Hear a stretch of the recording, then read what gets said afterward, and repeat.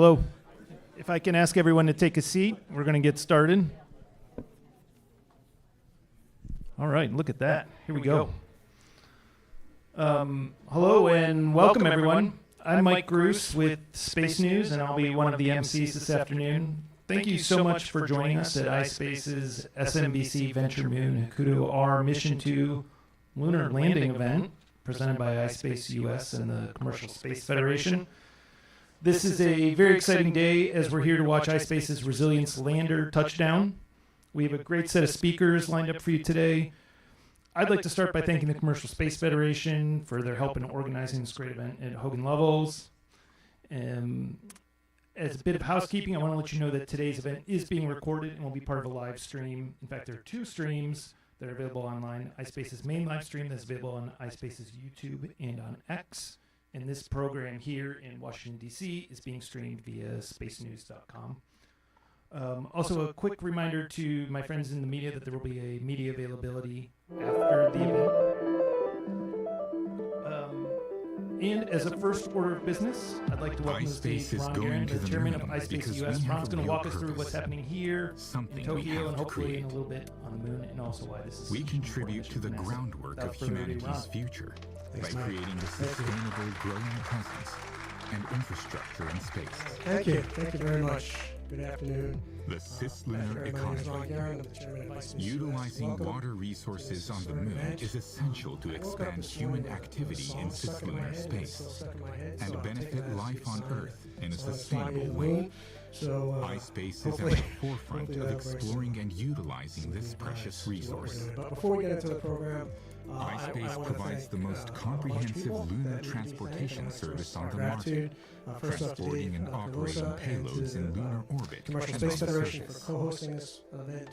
Hogan Lowell, we are laying the groundwork for human presence being a on part the of this moon. event with us. And thank you. Offering services around water resources, all you do energy, space communication, and data about the lunar environment to commercial customers, as well as governments and academic institutions. And for all you do to amplify iSpace offers an entry point for innovative technologies to be verified and operated on the moon. Laboratories who are on board the Resilience We are able to iterate with us quickly, and who are finding the leading most iSpace cost-effective US solutions for the unique in the NASA obstacles of the moon. CP12 task order. I want to thank our NASA friends who are here and iSpace acknowledge makes the possible critical importance what has of previously the not NASA been possible. CLIPS program for the future We of lunar paved the way exploration. towards an economic I also system want to thank our friends that at can not Redwire only sustain lunar and our development, colleagues at but also Redwire for all return you do value to to further humanity and space Earth. exploration. A We big are welcome committed to to everybody who's secure here, all our friends and humanity's colleagues future from the on White Earth House, and from beyond. the Japanese, Luxembourg, And so we and invite Italian you to join this embassies. new And cislunar Ambassador, thank you for ecosystem. being here as well. Join us To the U.S. State on our Department, lunar JAXA, quest. DARPA, the New Expand Zealand our Space planet. Agency, the National Expand Defense our University, future Eisenhower for School, all the humankind. Space Foundation, and SpaceX. Thank you to our friends at SpaceX who 6 months ago propelled us literally on this journey to the moon. So thanks for that. So all of our customers, our friends, our partners, thank you. So last but not least, thank everybody. We really appreciate you taking the time to be here, to celebrate, to experience this incredible moment with us. It's really history in the making. So today, we are standing on the threshold of a new era of lunar exploration. The Resilience lander, with its innovative technologies and international cooperation, symbolize our collective commitment to expanding human presence on the moon and beyond Earth and into the solar system. So this mission is not just about landing on the moon and conducting the first commercial surface operations. It's about laying the groundwork for a sustainable cislunar economy that will benefit all of humanity. Now at iSpace we have two main mottos. The first is expand our planet, expand our future. And what we mean by that is if we can extend humanity's presence to the moon, we will not only open up the door for continued expanded settlement, human settlement and exploration of the solar system. We'll also have a significant positive benefit to all the inhabitants of Earth. And it's for this reason that we want to contribute to the establishment of the infrastructure necessary to enable a permanent, significant human presence on the moon. And we also その成功の途中に expanding 私 human たちはいる presence to the moon is a significant challenge. So what we are attempting to achieve today is really, really hard. And so our other motto is never quit the lunar quest, which acknowledges that although we have faced setbacks in the past and we will undoubtedly 行きます continue to face setbacks, potential setbacks in the future, we will stay the course and we will not be deterred. We will stay focused and committed to the goal of expanding our planet, expanding our future. At ispace US, we are proud to be an American company contributing to this international vision. ispace is a global lunar infrastructure company that is, at this moment, focusing on transportation. ispace Japan and ispace US are focusing on lunar landers. To date, we have developed 3 families of lunar landers, and ispace Europe is concentrating on lunar rovers. ispace Japan is controlling this resilience mission from our mission control in Tokyo, with ispace 今の Europe 時は私 responsible は for 管 rover 制室 ops で of オ their ペ rover レータ known ーと as して作業してい Nations ました from our My mission control expectation room from in the Luxembourg. landing. Personnel from ispace US have contributed, have assisted on the launch pad back in January in Florida, and have and continue to work on console and mission control in Tokyo. Together with our global partners, we are developing the technologies and the capabilities that will advance lunar exploration and resource utilization efforts. Our ispace US team, located in Englewood, Colorado, is dedicated to supporting American scientific discoveries and that of our allies through the NASA CLIPS initiative as part of Team Draper Commercial Mission 1, which is scheduled to launch in 2027. This mission is being developed through international collaboration and is being built upon invaluable lessons learned from ispace's current and previous missions, including the one that's about to land. So I'd like to thank the entire ispace team for their dedication and passion to bring us to where we are today. Like I was saying this morning, a Super Bowl is not won during a Super Bowl. A Super Bowl was won years prior, and we've been at this for a very long time, and this is the culmination, and that's why we're so excited today. But I also want to stress how important the NASA CLIPS program is to the future of lunar exploration. NASA CLIPS serves as a catalyst to jumpstart a robust cislunar economy. So in order for humanity to achieve the bold goal of establishing a significant permanent human presence on the moon for the benefit of all, our lunar missions have to take off exponentially. The only way that we're going to be able to do that is if we can start a commercial market for lunar activities and development, and the CLIPS program is doing just that. Although this mission that we're going to watch today is not a CLIPS mission, it will have a number of firsts. In addition to hopefully becoming the first commercial company to conduct lunar surface operations and the first European rover on the moon, we hope to conduct the first ever legal transaction for the purchase of a space-based resource. During this mission, we will collect and sell lunar regolith to NASA as a legal demonstration. Mike Gold, who is with us today, was instrumental in setting this up, and I'm sure, Mike, you're going to talk on that later. But this is another example of how a catalyst can move us forward toward an exponential commercial future. And as we look to this future, let us remember that with determination, innovation, and a shared sense of purpose, there is no limit to what we can achieve. Together, we can expand our planet, expand our future. So thank you for being a part of this exciting journey. I look forward to the discoveries and the progress that we're going to make together. And again, we are so grateful that we get to spend this moment together, this moment in history together as we watch this spacecraft land on the moon. So thank you very much. And back to you, Mike.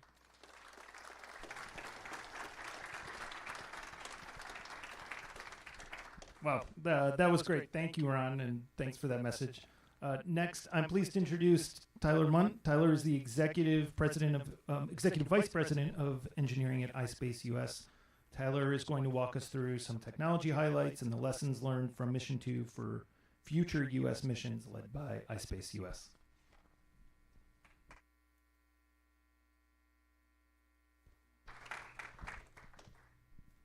All right, thank you, Mike. Hello, everyone. My name is Tyler Munt. I'm the Executive Vice President of Engineering at ispace US. And in my current role, I lead our US engineering organization alongside our chief engineer. And I've been fortunate enough to have been with ispace US since its inception. And I've seen a lot of the growth and maturation throughout the years, from back when we were just a handful of engineers to the 115 plus full-time employees that we have now at our Inglewood, Colorado office. And I'd like to take a couple of minutes to speak to some of ispace HAKUTO-R Mission 2 objectives and how we plan to carry a lot of the lessons learned to our future U.S. missions as well. So as Ron had mentioned, HAKUTO-R Mission 2 had launched back in mid-January of this year. And since then, it's been on its low energy trajectory. So it's been in transit, executing a series of complex maneuvers, culminating up until the point where we are today, being our landing day. And the primary mission objective of HAKUTO-R Mission 2 is to soft land on the lunar surface and to deploy our Micro Rover as a technology demonstration. And I'll say the lander has been very successful with that to date. We've completed 8 of our 8 success milestones, with the remaining 2 being to touch down and to commence surface operations. And we've collected a lot of data along the way that will inform our future missions as well. But once we touch down, we will deploy our Micro Rover that is from our Luxembourg entity that's fully designed, manufactured, and assembled in Europe, and that's our Tenacious Rover, with a lot of co-funding from our crewmates at the Luxembourg Space Agency. And much like the lander has its own success milestones, the rover also has its own that we call ventures. And so we will deploy the rover, it will traverse the terrain, take images, utilize its scoop to collect regolith, and then finish the rest of surface operations. So all of these lessons learned, we will collect and continue to build upon and be able to translate them over to our U.S. missions. In upcoming missions that we have, one being for Team Draper Commercial Mission 1, where we are going to collect a lot of the data from ispace HAKUTO-R Mission 2 via a technical assistance agreement, or a TAA. So we're able to transfer a lot of technical data to help mitigate risks and increase the probability of success for our future missions here in the U.S. So we're excited to build upon the outcomes of today and to continue progressing with our U.S. missions and contribute to this nation's lunar exploration efforts. So, thank you.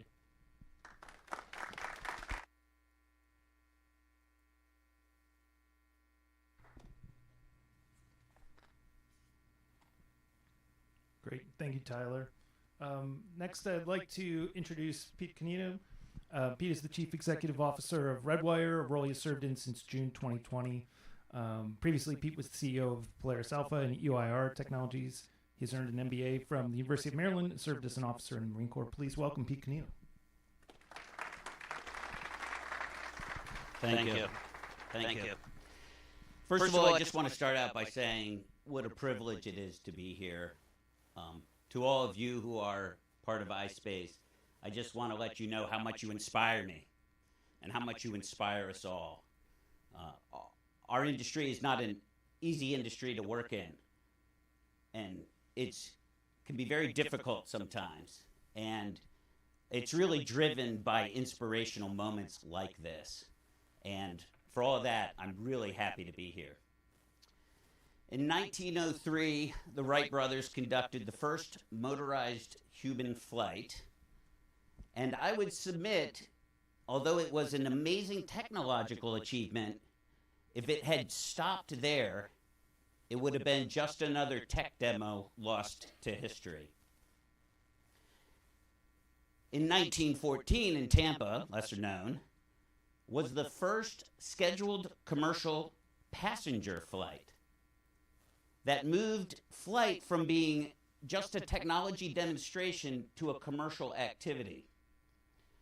In 1939 was the first transatlantic flight conducted by Pan Am, and that really opened up the world to travel. It was the commercialization of what the Wright brothers achieved that made it so great. In 1969, Apollo 11 landed on the moon, and at the time Neil Armstrong took one giant leap for mankind. I believe people thought at that time that it was a giant leap that was going to be followed by subsequent giant leaps. Feels more like we've been shuffling ever since. But what's so inspiring to me about what iSpace is doing here is you have a set of companies now, like iSpace and Redwire, who are eager to partner with them to start taking leaps again, to commercialize lunar activity, to be the legacy of Apollo, the way that Boeing is the so what of Kitty Hawk. I believe what ispace and what Redwire wants to do with our partnership is the so what of Apollo. And it's just getting started. We don't plan on stopping there. So good luck today. It's just one giant leap in what I believe will be a long journey of hopefully Redwire and ispace and the rest of the industry working together to build on the so what, to commercialize, to lay that transatlantic railroad from here to the moon to do amazing things, not just as scientists and technologists, but industrialists. Thank you all for having me here.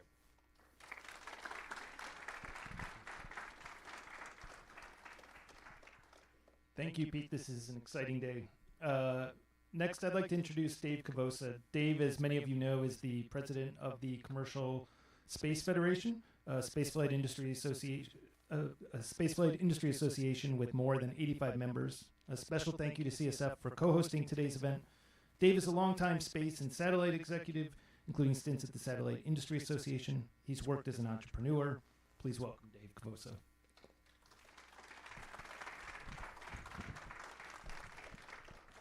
Mike, what you forgot to mention, or perhaps didn't know to mention, is I actually started my career at NASA headquarters 25 years ago, and had the privilege of working for Karen Feldstein as one of my bosses when I started my internship. Unpaid internships, by the way.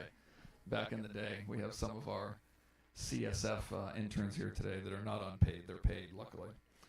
Space looms large over Washington, D.C. these days. I think we're going to see a lot of interesting activity here in the coming weeks with what Congress is doing in the White House.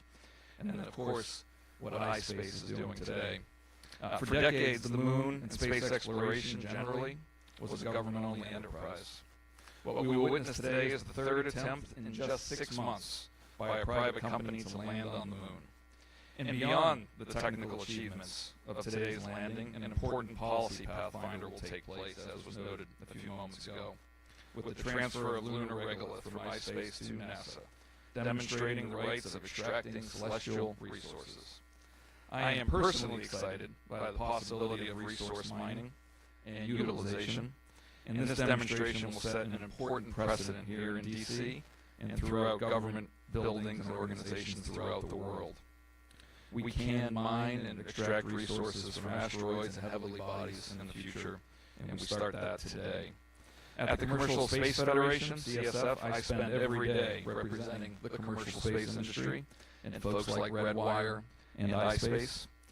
Our members represent multiple sectors, from launch and re-entry, remote sensing, spaceports, and space exploration, and companies like ispace and Redwire who are advancing space exploration every day. I'm getting the nod that I need to move quickly here, so cut. I want to give huge kudos to NASA, who recognize the promise of commercial space partnerships with the CLIPS program. CLIPS is leading the way in the new space race by allowing the agency to build out a robust lunar exploration program faster and cheaper than ever before. And soon I think we will see similar programs as noted recently in the budget on Mars. I'm hopeful that Congress will continue to bet on these partnerships by continuing to fund CLIPS and commercial Mars payload services. We are stronger when we work together, dynamic industry government partnerships. And while I wanted to say something in Japanese, my staff highly recommended that I not do that today. So I'll just close by saying Godspeed and resilience. Thank you.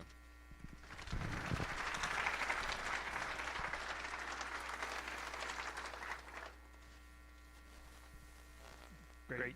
Thank you, Dave. Next, I'd like to introduce Karen Feldstein. Karen is NASA's Associate Administrator for International and Interagency Relations, and we are so glad she was able to make it today. I'm going to cut our remarks a little bit short, but Karen, come to the stage and take it away. You can wave at me. Well, I'll say thanks first to Ron, Tyler, Pete, and Dave for putting this day in a broader context. Your comments are so inspiring, and I know we all have the same excitement watching together alongside so many international and commercial partners here today. First, I want to acknowledge the incredible achievement in getting to this ambitious mission point in the timeline, overcoming and learning from every challenge. The photos from lunar orbit captured by on top of the lander are just astonishing. As Ron and as you all have said, this mission is a major milestone for the future of commercial spaceflight. NASA agrees, and it's exactly what we have been trying to do, and as well as our government and commercial partners, to use space as a driver of technology and growth. NASA's innovative use of public-private partnerships, as you know well, is a core feature of our Moon to Mars exploration plans through Artemis. And as you all mentioned, the importance of CLIPS, we are incredibly proud to be enabling this lunar economy through CLIPS, providing opportunities to access the moon not only to the United States but to the world. And just recognizing that HAKUTO-R Mission 2 shared a ride with the CLIPS Firefly Glucose mission as well. Now, you may have seen the administration has proposed a commercial Mars payload system to launch robotic precursor missions to the Martian surface and begin deploying communications relay capabilities for Mars. And then another huge enabler besides CLIPS, the Artemis Accords. In 2020, as more countries and private companies began to plan these missions for the coming few years, the United States and 7 other countries, of course including Japan, established the Artemis Accords as the first ever set of practical guidelines for nations to increase the safety of operations and reduce risk and uncertainty in exploration. And we all know how important that is for the commercial sector. The Accords reflected our core belief that how we go is as important as what we do. And the results, as you have known, well heard now, have been pretty remarkable. 55 countries signing on to date to make this commitment to the collective values we take with us into the cosmos, and to develop best practices and rules for how we conduct trailblazing activities such as extraction and utilization of space resources, which brings us back to today. So in this new era of space exploration, this transformation, as we innovate in our government-to-government and industry-to-industry collaborations, our efforts are building enthusiasm among stakeholders, stimulating investment, strengthening bilateral relations, and contributing to building the world we all want to take part of in space. And these concrete outcomes driving nations to consider how we will explore are creating such rich opportunities for the private sector to capitalize on the environment that is supportive and harmonized for future exploration. So government-to-government partnerships, of course, strengthen ties, clear obstacles, set the norms for commercial space. Our international cooperation, like on the Artemis Accords, creates this environment so essential for these activities to be successful. And a great example, of course, it's already been well covered, this first ever contract for NASA to purchase space resources extracted on another planetary body. I think this was incredibly prescient just a few years ago to see what a huge step this would be forward in implementing the principle of the Accords and creating a stable, predictable environment essential for all space operators in the development of the space economy. So I will just simply say quickly, the ability to extract and use space resources is essential, of course, to our Artemis operations on the moon and will play a vital role in our future human missions to Mars. These important and critical collaborations won't just be advancing science, they will allow this commercial space sector to thrive, and we look forward to broadening and deepening these collaborations like never before. So together, we're advancing science, building the space economy, and charting humanity's journey to the moon, Mars, and beyond for the benefit, as Ron said, of all humanity. Go Resilience. Thank you, Karen. All right. This is where I get to earn my money as an MC here, right? We are going to be connecting very soon with a live stream in Tokyo. So just to let everyone know, there are a series of international events happening right now. This is a global community effort. In Tokyo right now, there are about 500 folks at the SMBC building, people from JAXA, from the Japanese government. It is incredibly early in the morning there, but it's incredible setup there and looks great. I know we're excited to hear from them. There is a team at the Colorado School of Mines, including the ispace US Chief Engineering Officer. Okay. And I know there's also a group in Luxembourg. We've heard about some of the contributions there today. Representatives from ESA and the Luxembourg Space Agency at ispace US's headquarters in Colorado. There's a team there. So in a quick minute or so, when we bring folks up, I just want to let you know there's some folks over here that have some resilience towels. We want everyone to wave when we get the sign from Tokyo. We want them to wave those towels, show how excited we are here in DC, and go from there. But right now, I would like Ron to come back up and Dave to come back up, and we're going to stand here for a quick second, and I think we're going to be connecting with Tokyo in a minute. I'm just I think we're awfully close, but It's like New Year's Eve. it's exactly like New Year's Eve, and it's we're waiting for the ball to drop, right? And many missions and projects we have undertaken at JAXA. We have welcomed many guests like this, so I understand how you feel right now. Quite nervous and thrilled and excited, I'm sure, but at the same time, very excited and passionate about what's going to happen. I feel the same. And so looking forward to this. And I have a chance to speak with you or speak with everyone in the industry every week, and lots of people.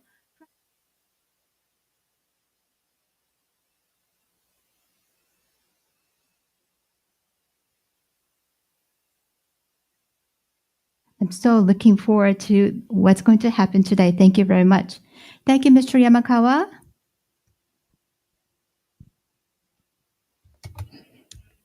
And what makes today's landing event even more special is that we're connected to 3 global venues. In addition to our venue here in Otemachi, Tokyo, we're also connected with ispace's offices in Luxembourg and Denver, Colorado, as well as in Washington, D.C., the capital of the United States. So first, let's start our live check-ins. First up in Luxembourg. This year marks the 20th anniversary of Luxembourg joining the European Space Agency, and a special commemorative event is being held today.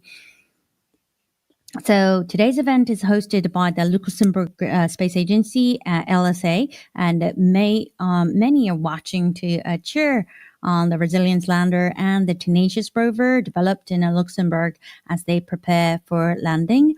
The Tenacious Rover heading to the moon was developed by ispace's European office with the support of LSA. And if today's landing succeeds, it will become the first European rover to drive on the lunar surface.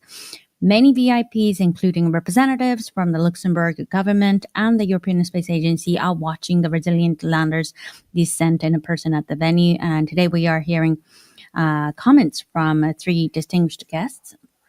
Versus the CEO of the Luxembourg Space Agency, Mr. Marc Serres, and the Director of Commercialization, Industry and Competitiveness at the European Space Agency, ESA, Mr. Giladi Najas, and then also the Dr. Julian Lemon, CEO.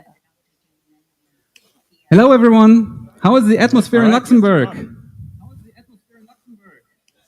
How's the atmosphere? Once again, come on, make some noise. There we go. We have to beat that. Got to get it up there. Got to get it up there. Come on. Wow, that is intense. Thank you so much. And then just what's new in space in Luxembourg in Europe? Yeah, thank you everyone for joining us from all over the world here in Luxembourg. This means a lot. We have several hundred people here in this movie theater and another movie theater behind me. And of course, everybody came here to witness the landing of Resilience, but also cheer for Tenacious. Tenacious has spent 5 months in space. It's really eager to stretch its legs and go for a ride on the moon. Tenacious means a lot to the crowd here. It was built in Luxembourg by our team, ispace Europe. Shout out to ispace Europe, please. And of course, to build a Lunar Rover in Luxembourg, the first Lunar Rover in Luxembourg, the first European-built rover to have gone into space. Takes a lot of talent, takes a great team, also takes the support, trust, and I would say love from the European Space Agency and the Luxembourg Space Agency. And this is why I'm very happy to give the floor to Géraldine Nadja, Director of Commercialization at ESA, and then Marc Serres, CEO of the Luxembourg Space Agency. Thank you, Julie. Thank you. Well, I can just say that ESA is extremely proud and thrilled to support iSpace Mission 2. We will provide, we provide ground services, we provide telemetry and tracking, which is essential infrastructure for lunar exploration operations. So we are very happy for that. I would like also to say that this is a very good example of how we can support new space actors in Europe. Commercialization. This is, as you know, what we are really eager to do at ESA, and also to support eventually a sustainable European and Japanese presence on the moon. So this is really good. And last, I think Tenacious is hopefully a very successful technological achievement, but beyond the technology, it's also, once again, a symbol of the future of lunar exploration. So very happy to be with you. Thank you, Geraldine. So of course, I'm very happy, and I think all the team is very happy to be here tonight and part of this really amazing event. It's a very emotional moment to be here and to be connected with you in Japan, to watch this memorable moment. As you heard, there is a lot of excitement, but at the same time, a lot of tension here. We are all sort of looking at what will happen now in a few minutes. This is not only, of course, this very important moment for iSpace, but I think for us, it's also a way to celebrate a very good cooperation with another country, with Japan.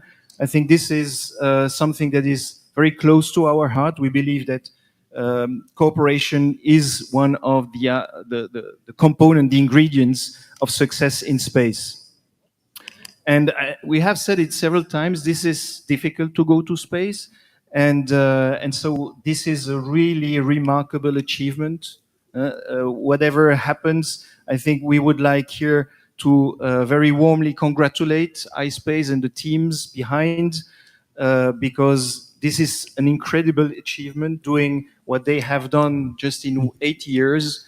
I think it's just exceptional, and so we are extremely proud as well to be here and to share these great moments with you. Thank you so much. Let's do this. Thank you very much to everyone in Luxembourg and to our entire iSpace Europe crew. Minasan. Thank you, everyone. Let me briefly summarize, what we just heard.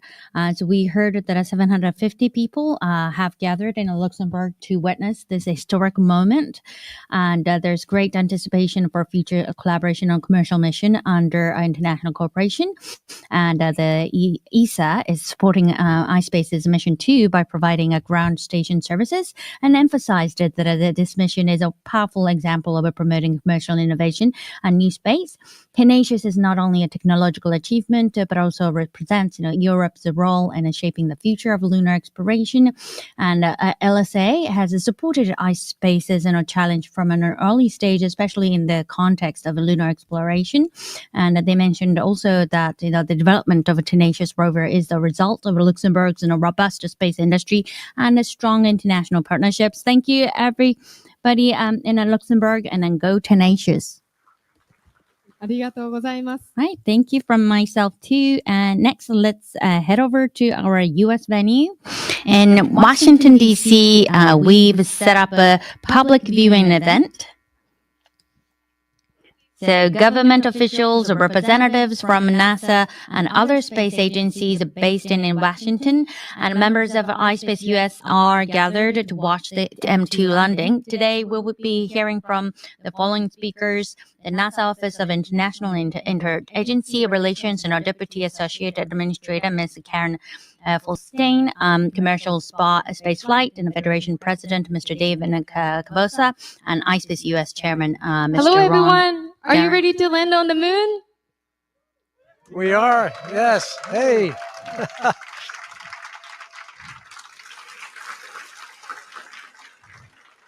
Ohio gozaimasu. Hey guys, we can't hear you.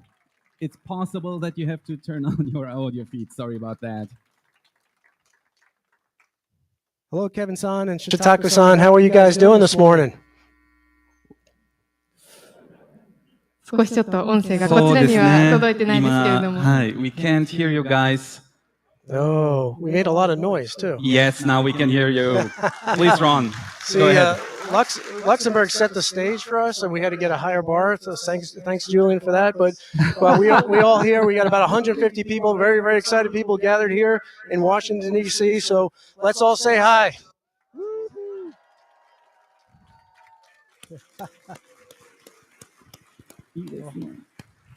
Ohio gozaimasu to everybody in Tokyo. Kevin-san and Shintako-san, can you hear us?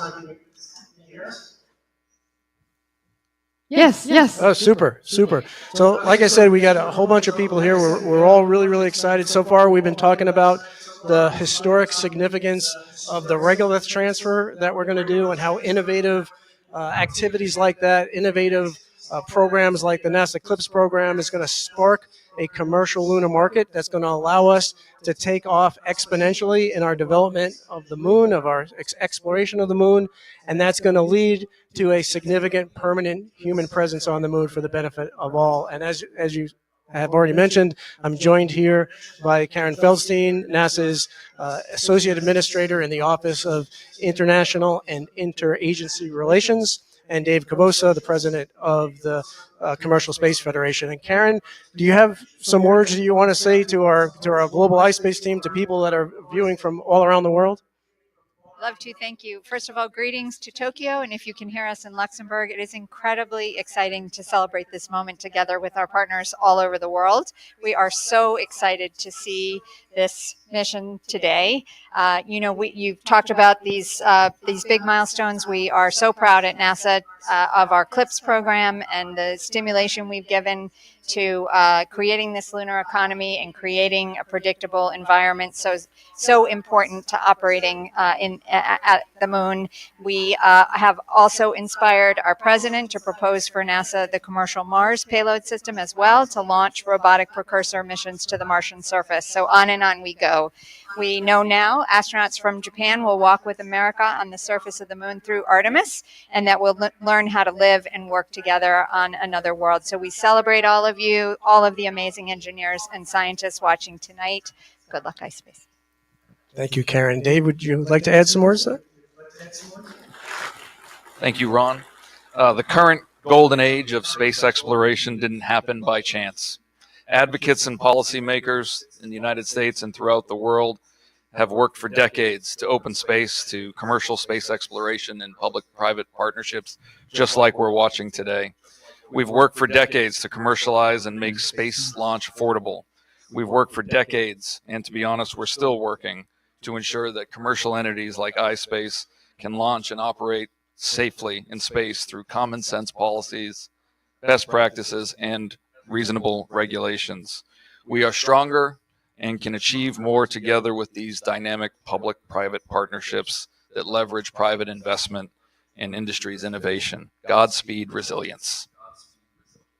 All right, with that, back to you, Kevin-san and Shintako-san, and Godspeed resilience, Godspeed tenacious. We're going to do this. All right. Washington, D.C., thank you so much. Right. Thank you very much, everybody. We're out there in Washington, D.C. Here's what we just heard. So first, NASA is working to strengthen partnerships both domestically and internationally. One key example is the Artemis and Aquarius. Thank you. That was fun. I know we're excited to see what happens later today. Now we have a panel discussion of experts and familiar faces who are going to talk about the importance of today's missions, but they're also going to get into how we should think about lunar exploration for the short and medium term. So let's start here. The subject of today's conversation is the significance of commercial lunar missions and future opportunities. Please come to the stage as I read your introduction. On the panel first, we have Mike Gold, President of Civil International Space Business at Redwire. Previously, he's worked as an Associate Administrator at NASA. Mike, come on up and sit here. We also have Dr. Scott Pace. Dr. Pace is the Director of the Space Policy Institute at George Washington University's Elliott School of International Affairs. In the first Trump administration, he served as Deputy Assistant to the President and Executive Secretary on the National Space Council. And we have Dr. Phil Metzger, member of the ispace U.S. Lunar Science Advisory Board, as well as the Director of the Stephen W. Hawking Center for Microgravity Research and Education at the University of Central Florida. And finally, the moderator for our session today is Jeff Faust, Senior Staff Writer at Space News, a longtime reporter covering NASA and the author of the morning newsletter. First up, Jeff, it's all yours.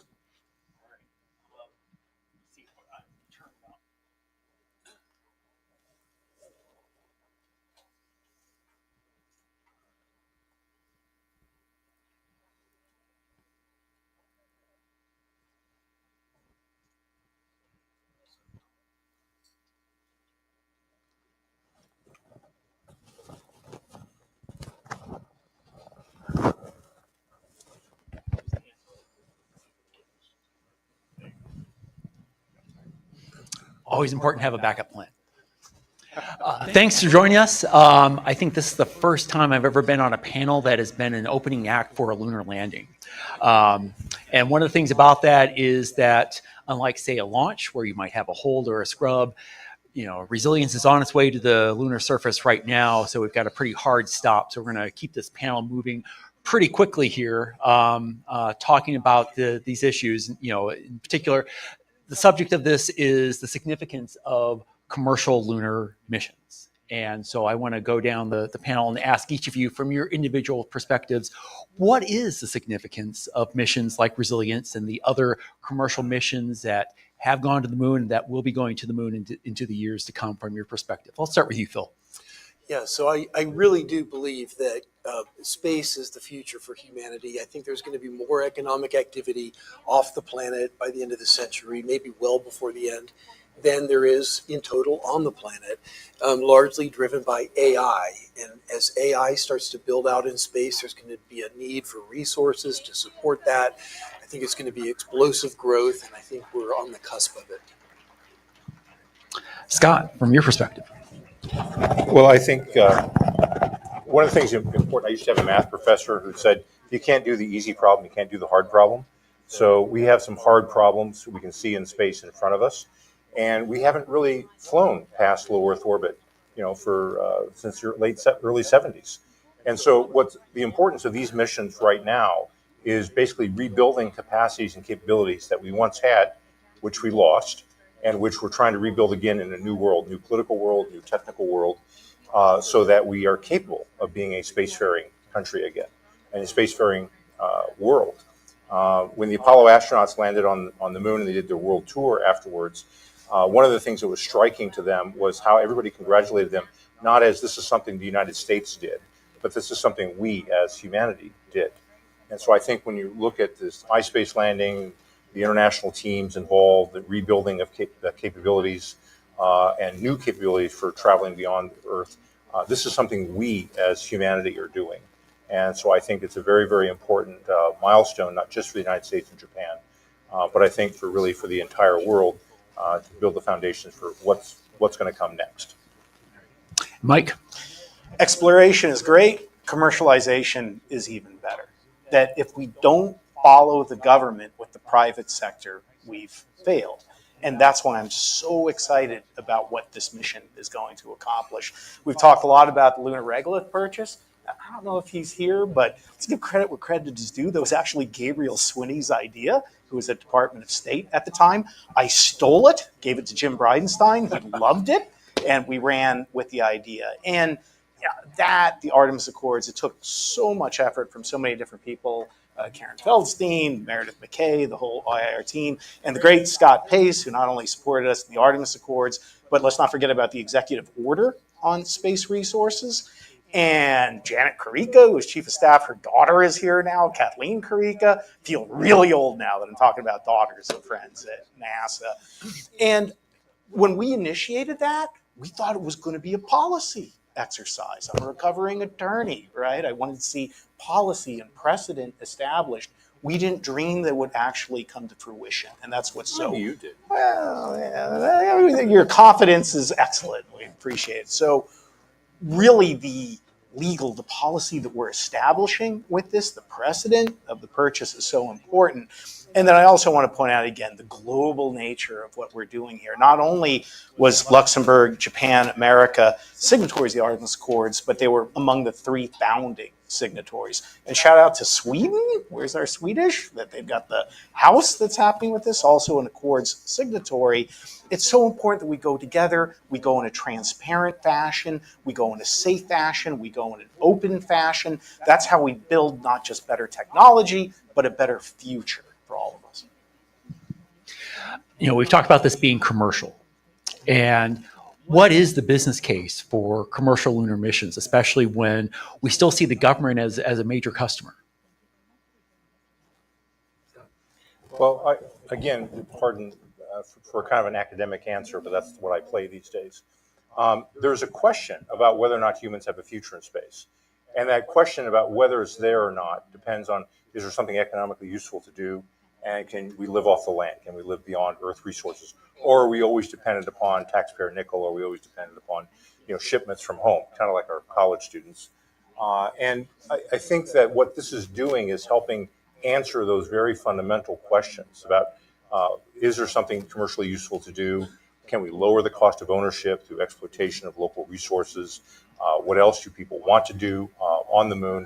And we're trying to answer questions. Now, maybe many in this room have kind of a faith-based answer. Of course, humans have a future in space and don't really question beyond that. But the answer is we don't truly know. And so programs like this are part of steps to answer questions about what can be done, where can humans go, what can they do, can they live around the Earth, and they use local resources, which are answering fundamental questions about, does humanity have a future in space? What is the future of humanity? So the commercial question, it may be on the moon that really what we do in the moon is we lower the cost of ownership by using local resources. It may turn out that mining asteroids is maybe something that maybe generates revenue back from Earth. I don't think we're going to be shipping water ice back to Earth. But I do think that lunar resources are utterly critical to having a sustainable presence on the moon for science and other activities. So this is exploration.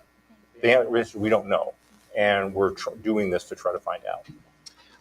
Mike, where do you see the business case being? Yeah, so I think we would be remiss if we don't talk about helium-3. We're seeing a number of different entities develop the helium-3 concept. That's something that might have been science fiction 5-10 years ago, now becoming reality, and also rare earth elements.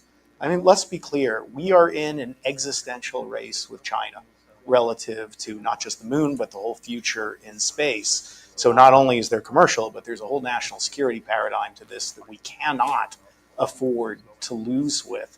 And economics are a real part of that. I believe that there are real resources on the moon, which is why establishing the precedent, establishing the policy that we will do today is so critical.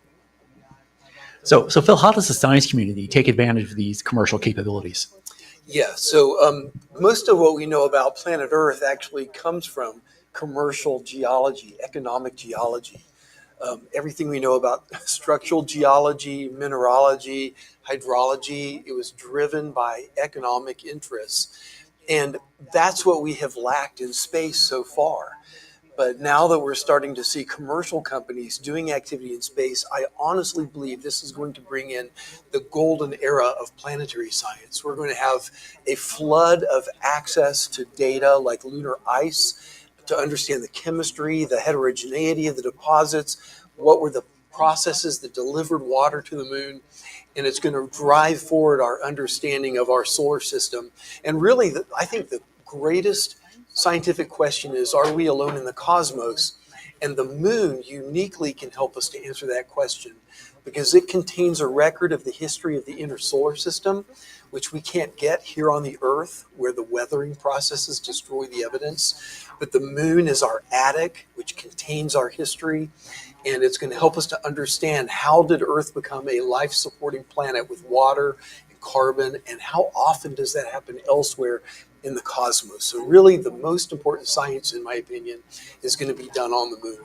And let me just echo that. There's so much we don't know about the moon. 10 years ago, we thought the moon was bone dry. Now we're talking about vast quantities of water ice. Through this mission, other CLIPS exploration, I think we can't even imagine the mysteries that we're going to unlock and discover on the moon that we don't even know about right now. I would just add, per the point about the helium-3, if you'd asked me, say maybe 10, 15 years ago, I would sort of... And I did. And you did. And I rolled my eyes. Yes, you did. And I said, well, show me the fusion reactor first. Yes. And what's different is that there, in fact, is a market for helium-3. It's a very specialized market, a niche market. But, there are DOE price lists. And, once you have a price for something and you have a market for something, so it may be an exploratory niche area, but it's not zero. And so that right there says that this is really an important experiment. So these regulatory pilot programs that you're doing, buying and selling regolith, is really important, because there is, in fact, a non-zero opportunity out there that we can go explore that we didn't really, I think, appreciate or absorb 10 years ago. And if I could add one more thought to that, there have been published studies showing that there is definitely a business case for making rocket fuel on the moon, that it will always outcompete launching it from the Earth after that industry gets established and has a few years to mature. It won't be immediate. But that's because launching off the moon, you have a payload mass fraction of about 50%, whereas off the Earth, it's about 2%.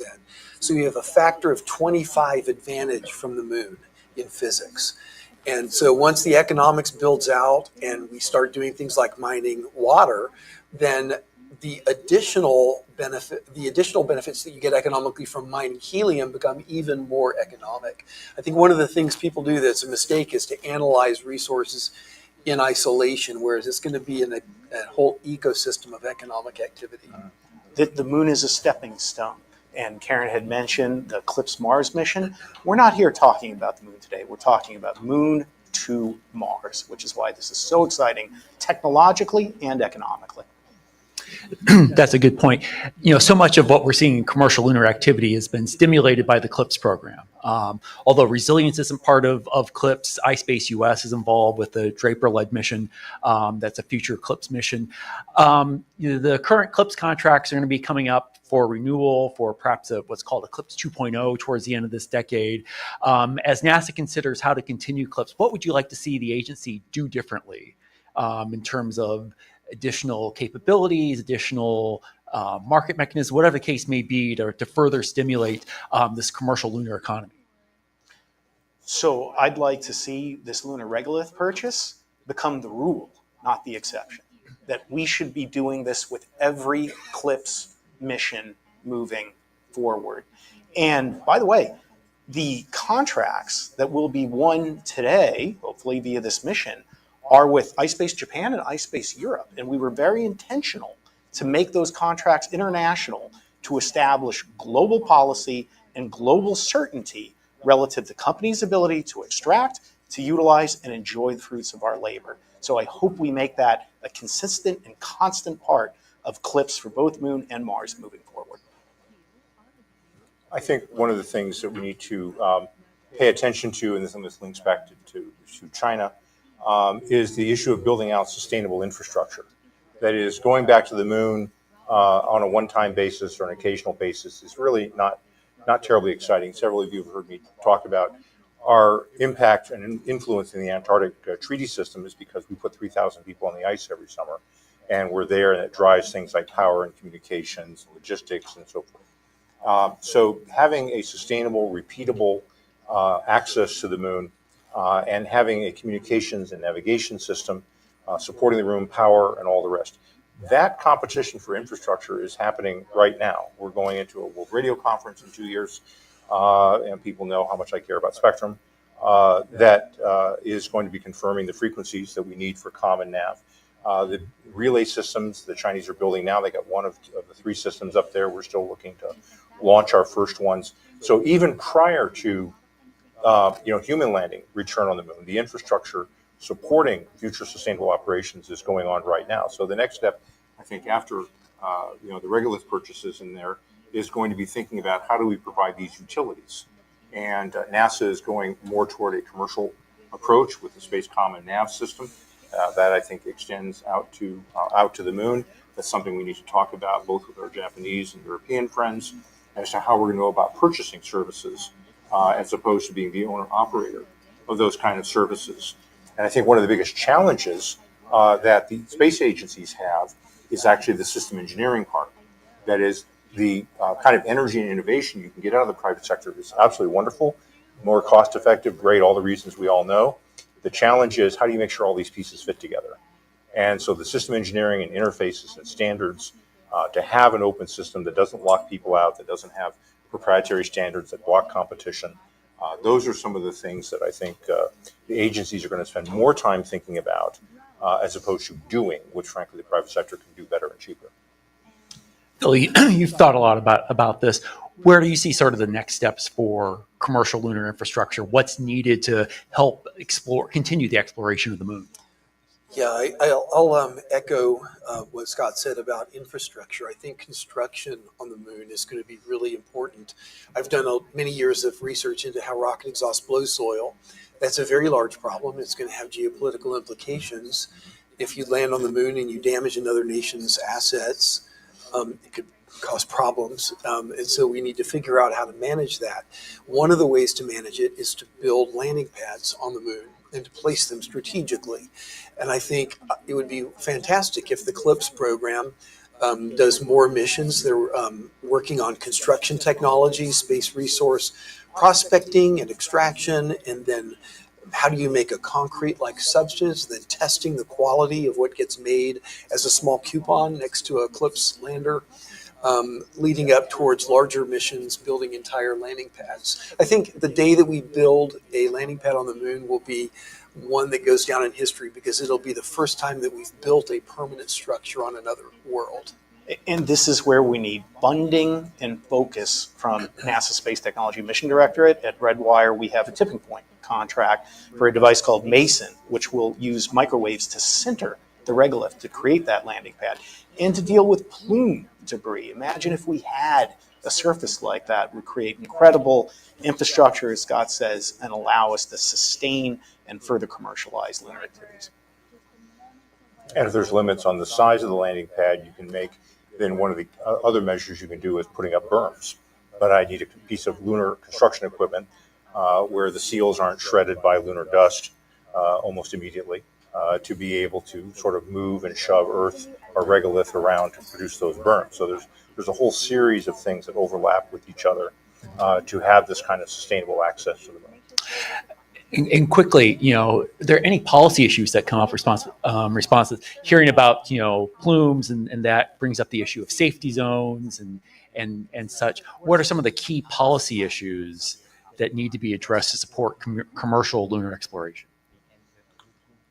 Well, I think one of the big ones is simply going to be how do we do communications and coordination with the other major country that's going to be out there, which is China.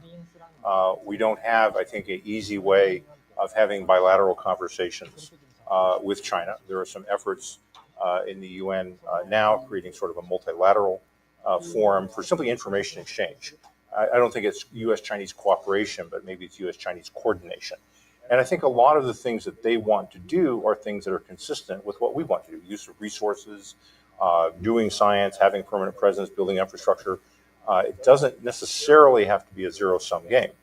On the other hand, there is a larger international conflict. China is positioning itself to be the leader of the global south. It's active in the BRICS countries. There's a lot of discussions among those countries about benefit sharing and what that means. There have been earlier discussions about a more sort of socialized system for economics. And so some of those old arguments are going to come back. And I think the Chinese are going to be kind of torn. On one hand, they're going to want to look for ways to kind of, poke at us in these areas. And on the other hand, they and we both have interests in having a relatively free hand in developing those resources for our own benefit. So we have things in common, and we have areas of tension. They're going to play out in the multilateral forum. And we've talked about the Artemis Accords, and let's go to the scoreboard. As Karen mentioned, we're at 55, they're at 13. We need to lean forward more to ensure that we're first to the moon and that we launch not just our hardware and our astronauts, but our values of transparency, freedom, of entrepreneurialism. But the Accords were a beginning of a discussion, not an ending. So we need to deepen what we began, for example, in terms of interoperability. What does that mean? Let's make sure that we don't have a VHS beta moment on the moon. By the way, I was remiss, I need to thank my friend Andrew from OIR, who also helped out with the Accords and helped me personally in Dubai. And then mission authorization. We're here landing on the moon before we've gotten mission authorization figured out. So let's make sure that the policy doesn't fall behind the technology, which candidly we're already in danger of having. Wouldn't be a panel without invoking Article 6. Had to. We are about out of time here, so just very, very quickly, if we're here in 5 years from now, what does the commercial lunar economy look like? Just a snapshot here in a few seconds. 5 years, it's hard to predict the next 5 years. If you said 40 years, I think it'd be a lot easier because things are going to tip within the next 5 to 10 years. But I think we're going to see continued growth in space resources and lunar infrastructure. Building landing pads will be an early activity. Prospecting, I think we're going to see more of that growing. I think it's going to be focused on the moon because the moon is where international policy is being settled. And to participate, you've got to be a player. All right. Why don't I'm getting the stop sign here, so we're going to leave it at that. One of the things about being an opening act is no one have to get off the stage for the headliner. So please give the panel a round of applause, and looking forward to a hopefully successful landing here in a few minutes. Does that mean it's all over? So some concerns and some questions, what would you say to these? I completely understand, those questions and concerns, but please rest assured, Mission 2 is incredibly important, but just as important is the fact that our ispace is committed to going to the moon again and again. And we do have this, after Mission 2, we plan to launch in Mission 3 and Mission 4 towards the moon by 2027. Right. And so we'll be using the Apex 1.0 lander, this image, and our Series 3 lander for those missions. We actually have a video of the latest prototype of the Series 3 lander. Right. So this is currently under development, Series 3. Cool looking, and it's even larger than the current and resilience lander, standing over 3 meters tall. And it's designed to carry several hundred kilograms of clients and payload to the moon, much more than before. And, instead of, the 4 to 5 months it used to take, this new model will reach the moon in just about 1 month. I want to thank the You're panel actually one doing more everything time. in a very fast speed. Give you just a quick idea And of what's it's really going to happen. important that we prepare future missions. Without these future missions, we can't really leverage all these learnings that we get from a mission 2. When the landing is expected. And We even have if the live mission 2 feed doesn't from result in a Tokyo successful up. landing, the next mission Ron's lined up going to come up means and that we join will me have in a a direct second. way to and apply the insights and the data. We're going to try and have Right, some, so that's the very spirit explanation of of what's never happening quit the once lunar the- quest, right? So we're once going to that live feed is continue really going, and going we to the can- moon, we can getting to see the what's moon. gonna So happen please, next. be with us. I will tell you, there's throughout probably the going to be some journey. moments of silence. That obviously we heard all day that this is very difficult, and we're going to be trying to track Well, exactly what's happening. But Ron, do you want to come up and we can just chat for a minute? So I think what's going to happen is we're intermittently going to be hopping up here just to let you know what we're seeing, what we're hearing, and then again what happens next. So Ron, why don't you give me the latest on where we are and what you've been hearing from your team? Yeah, like you said, Mike, we're about 10 minutes out. Everything has worked perfectly so far. We are, that's not wood. That's what you want to hear. That's not, but I think we're about into the braking burn. We're about to start the terminal descent. So what that means is we went from 6,000 kilometers per hour in orbit around about 100 kilometers above the moon, and have slowed down to probably almost zero of a horizontal velocity. And that's already happened. We're in the process of that. It's very slow right now, but we've already pitched to the landing attitude, and our sensors are working. I don't know, Alan, you got any other background information? But what I'm hearing is that the sensors are all working, and that we're about to start into the terminal descent. And so that's really, really good news. Yeah. Before we get there, talk to me a little bit about just the work the team has done the last couple of years. And I know you mentioned this, when you first came on, just how proud you were of them. But talk about, hey, you said you don't win a Super Bowl during the game. You win bleeding up. Talk to me about what's happening. Yeah, it's been a number of years. Obviously, back in April of 2023, we tried this the first time and we were not successful. But we learned from that experience. The good news is there was little to no hardware changes. There was no hardware issues on that. And we changed some processes. We learned from it.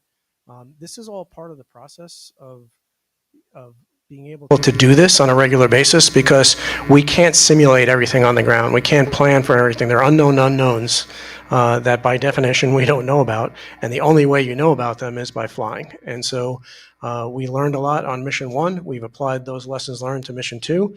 We're applying those to the Apex 1.0 design and our mission ops for the Apex 1.0 with the CP12 CLPS mission that we're doing, the Series 3 lander that you saw being built in the clean room there has taken those lessons. And so this is an iterative process. We design, we fly, we learn. We design, we fly, we learn. We just keep doing that until we get to a mature design that really can do this over and over again. Because in order to have this robust commercial market and have a permanent, significant human presence on the moon, this has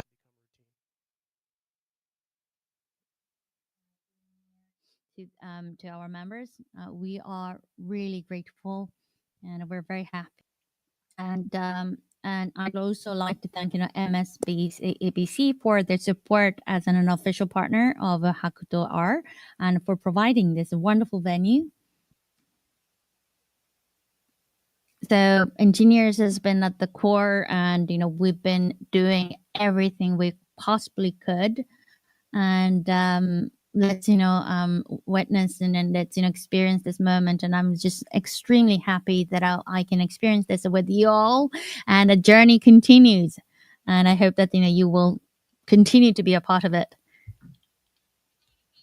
Well, thank you, Hakamada-san. Well, it's almost time. It's L-5 minutes, and I'm getting nervous. Yeah, so from here on, we will bring you live commentary from Hitachi-san alongside of our leading landing simulation footage. So where are we?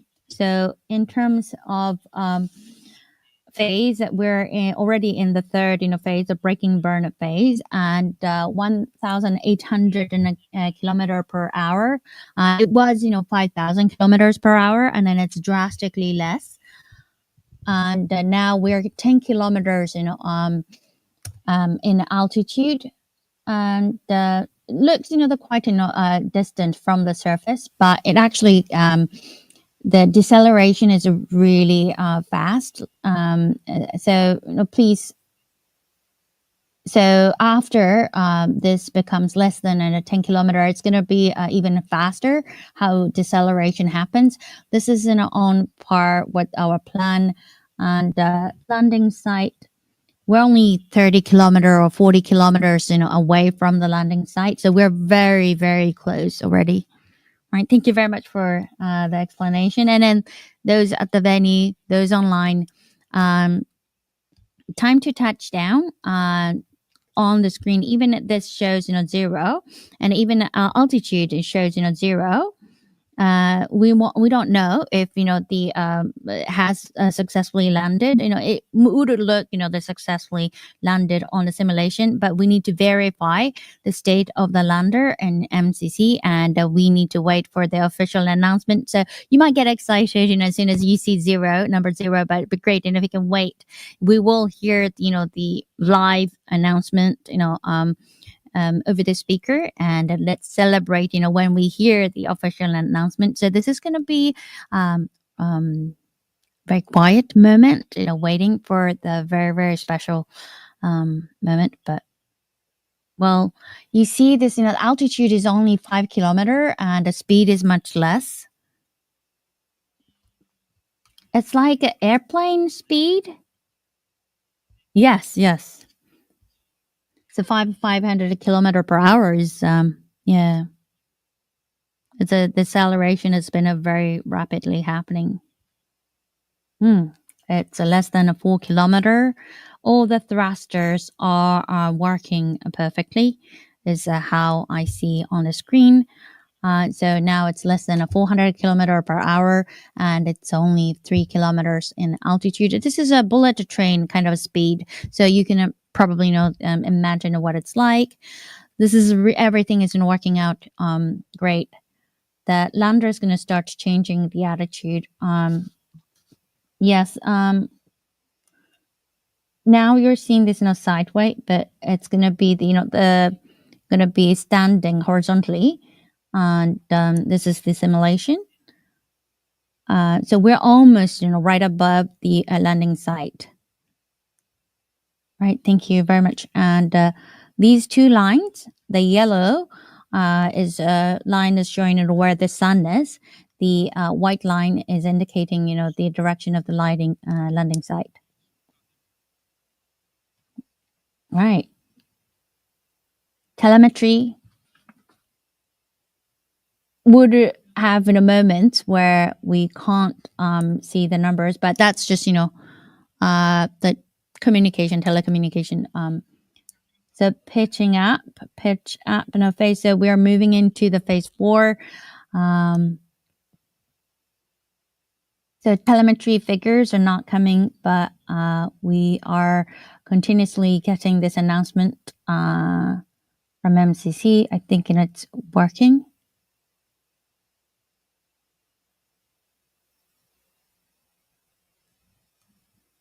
Just a little more. So it's less than a minute until the scheduled landing time. So let's see how the MCC members are. Less than a minute away.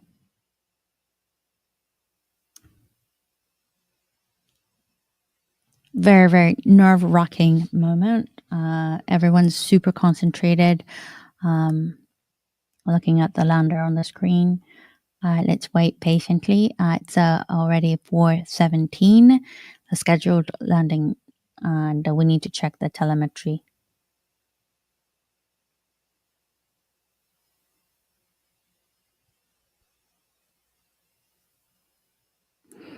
This is, where we need to be patient and wait for just a while.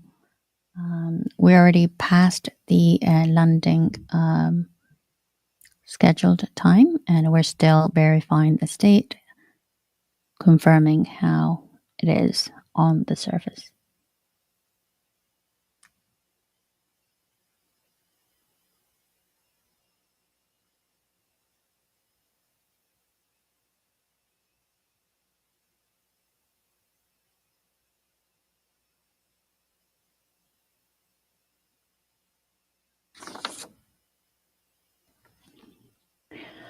I can see the nervous look on everyone's face in MCC.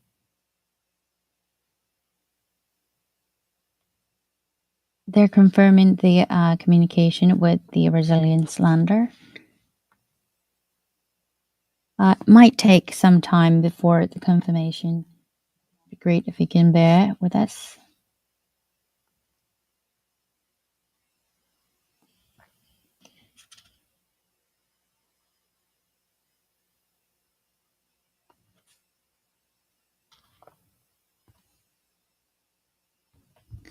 Well, still, we're in the process of confirmation and verification.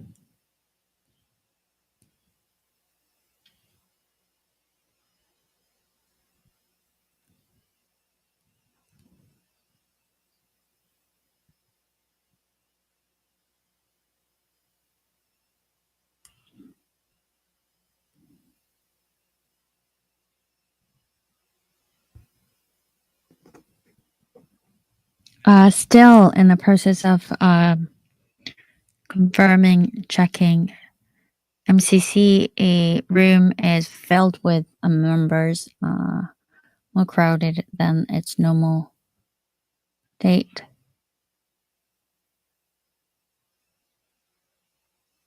So it can take some more time, right? That's done. So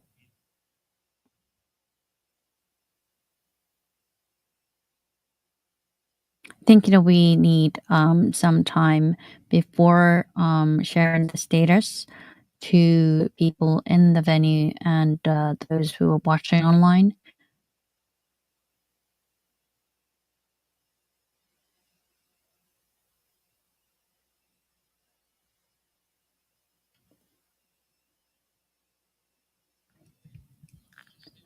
Right, so we've had you waiting, but we could actually play some video, which we couldn't do before because of this, the timing has come. So it'd be great and if you can wait and while watching these videos, but I will make sure to update you as soon as we hear any news.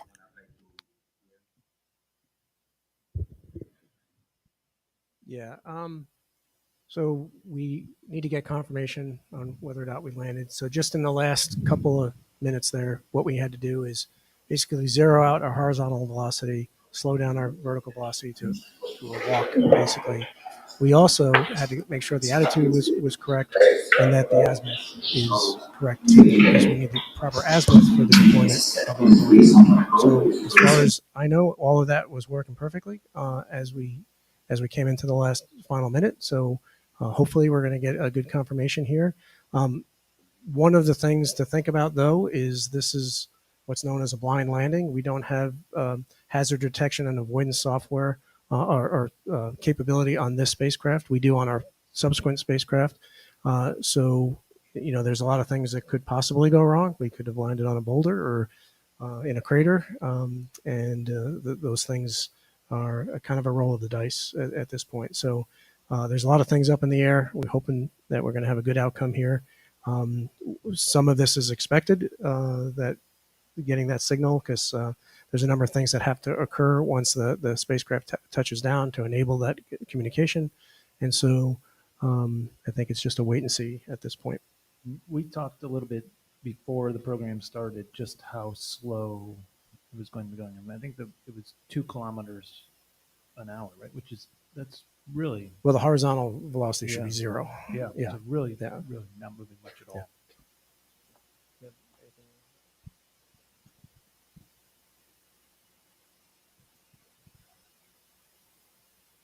Yeah. Yeah. Does anybody have any questions while we're waiting?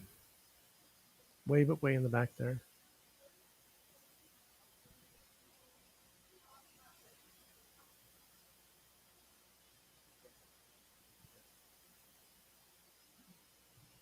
Sure. So when we say touchdown confirmed, or what we're looking for and what the team's troubleshooting right now is making sure we establish communications. So we have communications hardware on board the lander and ground stations that we have here on Earth. And so there, throughout transit, there's actually planned periods of outages where you don't have a communications link with your spacecraft. And there's a number of reasons why you also may lose a communication link during the landing event. So that's what they're trying to reestablish right now and reestablish lock with the spacecraft so that they can understand all the telemetry and everything that's going on with the vehicle. Other questions? Yes. This wideband communication dropped out, but it looked like the sources were cutting out in the last couple of minutes and then coming back at a lower time. What we were watching was just a simulation, an animation. Yeah. So it, the thrusters in the simulation were just controlling the attitude and the braking.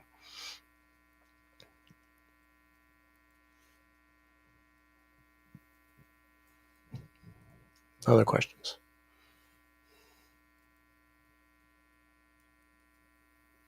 Space business is exciting.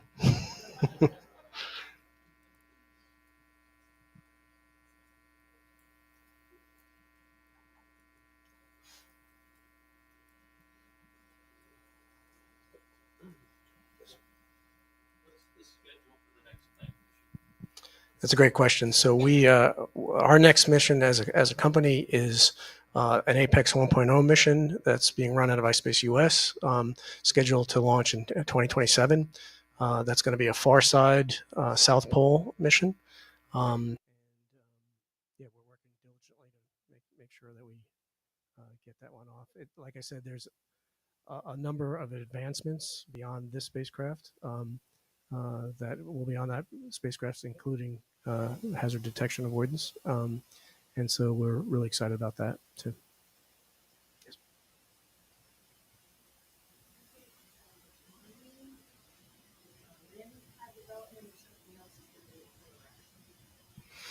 Well, I would defer that to the panel of esteemed experts. But, you know, as you've heard in the panel, you know, regolith impingement is a big thing. So landing, you know, whenever you put infrastructure in, that's a multiplier, right? And so in order for things to take off exponentially, you need infrastructure. And so that's certainly a big one. You know, we have to have a reason for going there, and that's resource utilization. So you heard of all the different resources that are on the moon that we could take advantage of and use to not only create a permanent human presence on the moon, but use it to explore the rest of the solar system. So that's all. I don't know that I could classify what is the number one thing, but I think they're all required for us to be able to do what we want to do on the lunar surface and throughout the rest of the solar system.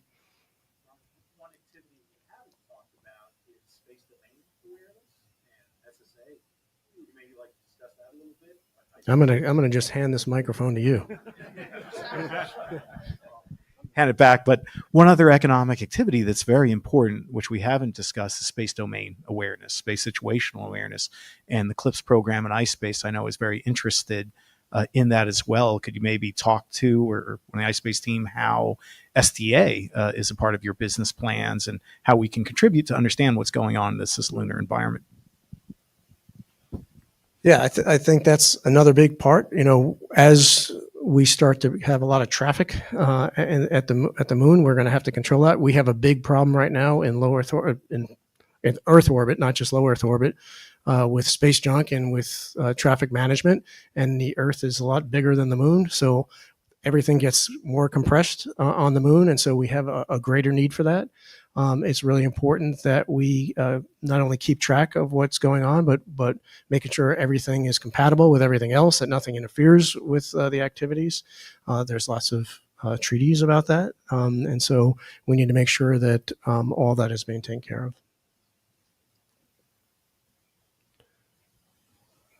All right, any other questions? Ron, do you want to talk a little bit about the tech roadmap and what that looks like for yeah, that's a great for question. iSpace US going forward for a little bit? Yeah, I think the tech roadmap falls into really three categories. The first category is infrastructure. You know, what do we need to do to expand beyond transportation to be able to enable this permanent significant human presence on the moon? The other one is survive the night. You know, as you can imagine, these missions are extremely expensive. Not only would we want to survive the night, we'd like to operate during the night, because when you have these missions that take years to develop, you know, hundreds of millions of dollars, and to operate for 2 weeks, that's not a really good return on investment, right? And so having the opportunity to survive the 2-week lunar night is a big aspect of that. And can you explain why that's so difficult? Because it gets really, really cold on the moon, and things break, and you know, electronics don't like to be in that type of temperature, and so that's really important. I said 3 things, but maybe there's 4 things. Starting to get into resource utilization is a big part of it. We have on this spacecraft right now that hopefully is sitting safely on the lunar surface, an electrolysis experiment. And so if we have lunar ice on the moon, we can break that into hydrogen and oxygen, which is rocket fuel. It's also, it could be water for drinking, etc., and oxygen for breathing. And then, we have the capability on the Apex 1.0 lander to carry on our next mission, we're carrying 500 kilograms roughly to the moon, of which we're going to descend 300 kilograms to the lunar surface. To do what we want to do, that's not enough. So we need to design landers that can carry more cargo to the lunar surface because the infrastructure that we want to bring is going to be bigger than that. So.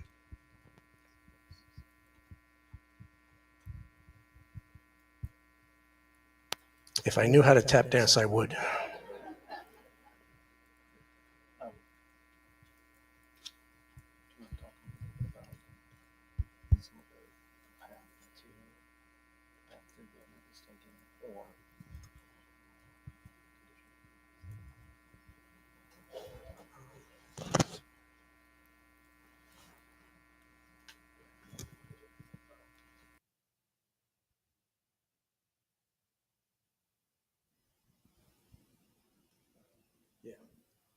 Yeah, what I would like to point out, though, as we're waiting for confirmation here, is that we have confirmed accomplishment of 8 of our 10 objectives. And so we had a successful launch. We had a successful checkout of our spacecraft. We had a successful deep space, 1.1 million kilometers past the Earth on our low energy trajectory.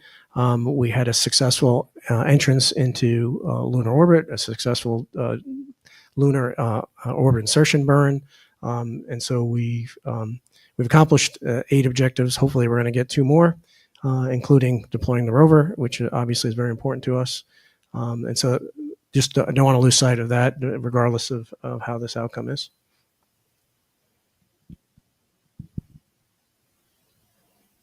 Dr. Pace.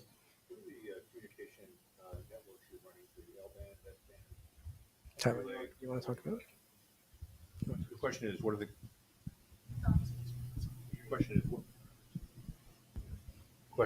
are the communication nets you're typically running through? This is L-band, S-band, X-band relay. What have you got to work with? So I believe for the HAKUTO-R Mission 2 vehicle, it's a lot of S-band telemetry and then an X-band return high-speed link. For future Apex 1.0, it is scheduled to be on Team JPEG Commercial Mission 1, which has a far-side landing requirement associated with it. And so for part of that mission, we're actually carrying and deploying communication relay satellites. So we'll actually have S-band, Ka, and X all associated with that mission. Okay, is that all off of the payload itself, or do you have a separate comm link to the rover that you could operate? That is off of the lander, you're correct. And then there's a separate link to the rover. So the rover would... Can't talk directly back to Earth. Correct.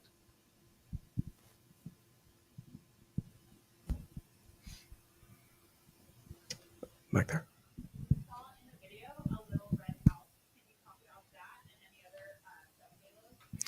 Yeah, that's a great question. That's Moonhouse. It is designed by a Swedish artist. It's an art installation. It's going to be carried on the back of the rover and set down onto the lunar surface, and then the rover is going to back away and photograph it, hopefully with the Earth in the background. And so we're really excited for that. Hopefully that pans out. As I've already said, we have an electrolysis experiment. We've got a suite of other experiments, including an algae growth experiment that's on board. And really kind of the focus is in situ resource utilization on this mission to kind of play out those technologies and make sure that they'll work on the lunar surface. It's a great question. Just As we're talking about more resource use in outer space by commercial companies and other actors, can you explain a little bit your thinking on Article 9 and planetary protection protocols and how that might have factored into what you're doing with NASA and regarding the lunar regolith? You want to answer that, Mike? I would. Want might be a strong term, but so when I was back at NASA, the planetary protection policies, and this gets confusing with planetary defense, planetary defenses against asteroids. When we say planetary protection, we're really talking about forward and backward biological contamination. And when it came to the moon, the standards were relatively low, but for areas where there were no biologics, we created changes where it made it even easier for the private sector because there's no place. Joined us in a very extreme time of the day. And how's the situation? So we haven't been able to confirm, but MCC members will continuously attempt to communicate with the lander, and we will be reporting you the latest state in the media interviewing that's scheduled in a few hours. So we need to never quit the lunar quest, is the spirit we would like to keep in finishing this the live streaming for now.